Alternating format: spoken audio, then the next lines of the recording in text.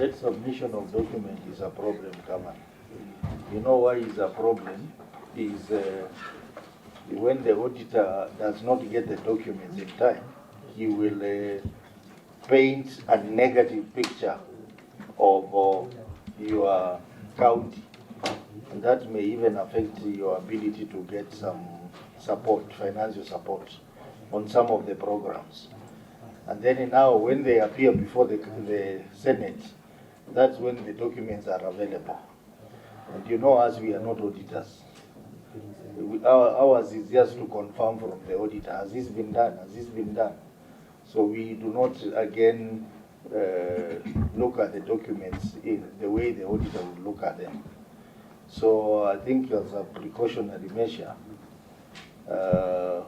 because the governor, you have been here before, we will give an interim recommendation on that matter of late submission of documents. Failure to submit financial statements of Municipality of Eldoret. Auditor, this one you say not addressed. Maybe you can just give a highlight. Yes, Chair. During that financial year, Chair, let me say that the municipality came into being in or around June 2019. So from that time, they did not publish financial statements up to the year ended 30th of June 2020, so which contravenes Section 46 of the Urban Areas and Cities Act of 2011. That's another one, Governor. Failure to submit financial statement is an offense. It's a serious offense. Chair, what happened during this particular year is that the financials were done along with the county financials. So it's not that they were late submission. They were part of the overall county financial statement for this particular year, because by then it was a new template coming up at that particular time. So we did provide, but it was in the consolidated report with the county executive.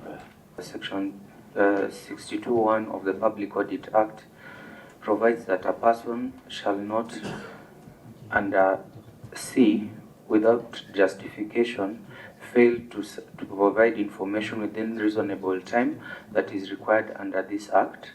And furthermore, under 62(2) provides that a person who contravenes subsection 1 commits an offence and is liable on conviction to a fine not exceeding 5 million shillings or to imprisonment for a term not exceeding 3 years or to both. Yeah, so for this particular year, we have two queries. One is the lack of a policy on depreciation and amortization, and budget control and performance. That is for the year ended June 2021. Let's go to the year ended June 2022. The query on valuation and depreciation of property, plant and equipment. You have indicated it is not addressed, so we mark it as a query number 3. Yeah. Even yes. As you mark that as query number 3, yes. If you check in 2021, query number 1 basically is similar. If you check. It is about lack of a policy. Yes. On depreciation. Yeah, it's the same thing. Valuation, depreciation of property, plant and equipment. Yes, it's the same thing. Yeah. So let's combine the two then. Yes. Let's combine the two queries for 2021 and 2022 on the same. Lack of an internal audit function. It is recurring. It is recurring. So we'll pick the one in the subsequent year. Occupation safety and health is partially addressed. Yes, yeah. Maybe you can explain to us. When we noted this issue, we had presupposed that there was no Committee on Occupational Safety and Health. However, they were able to provide to us information that that committee had been constituted and duly appointed. However, that committee is supposed to carry out an occupational and safety audit every year. That is what was not provided.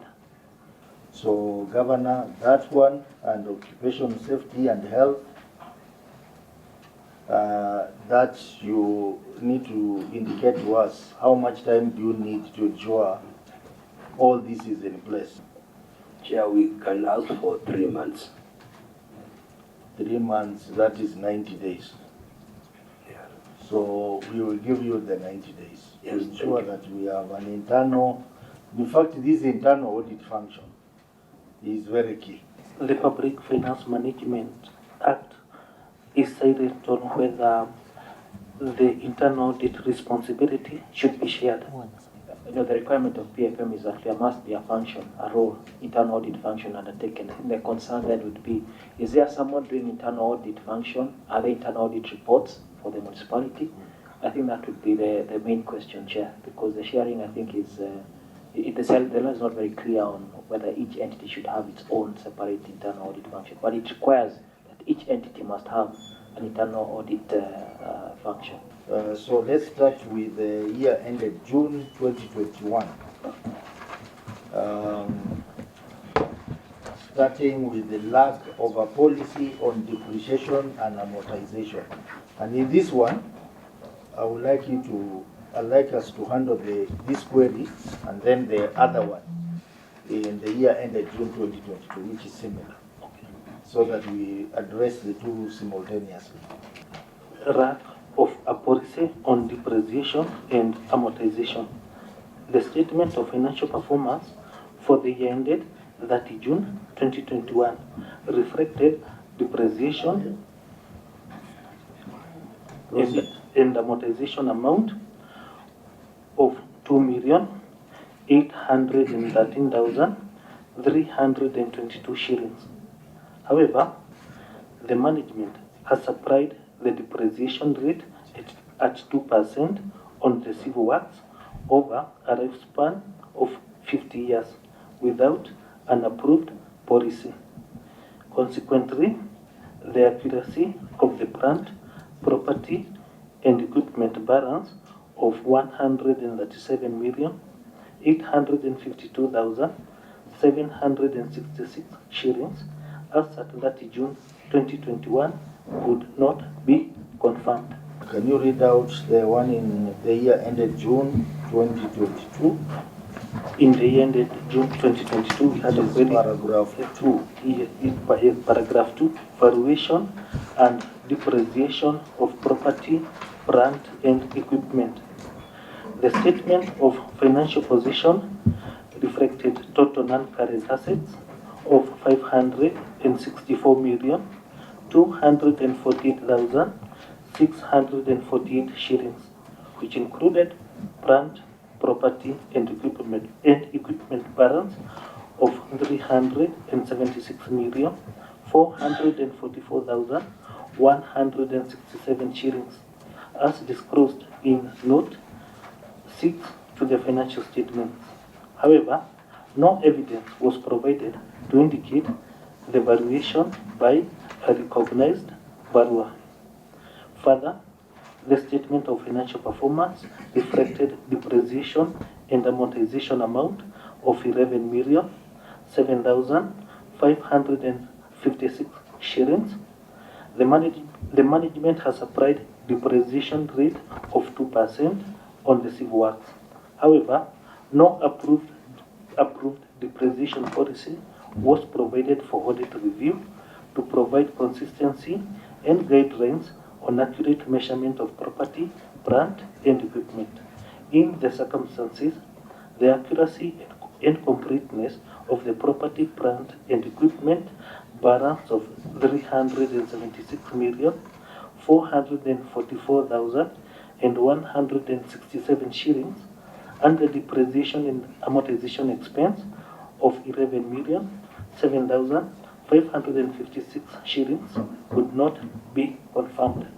Maybe, Governor, you can read out the response for the two queries, starting with the one in 2021.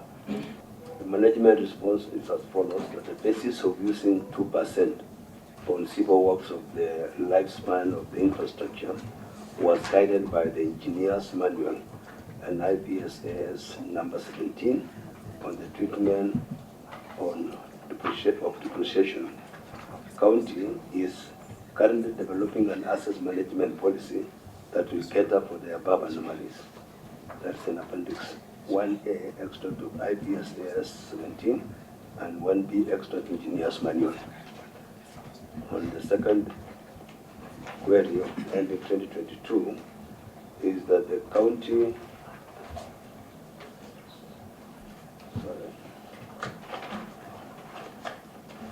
is that the 376,444,167 is the net book value of property, plant and equipment. The basis of using 2% on civil works was guided by the engineer's manual and IPSAS number 17 on treatment of depreciation. County is currently developing an asset management policy that will cater for the above anomalies. Again, that is in Appendix 1 extra to the engineer's manual and IPSAS 17.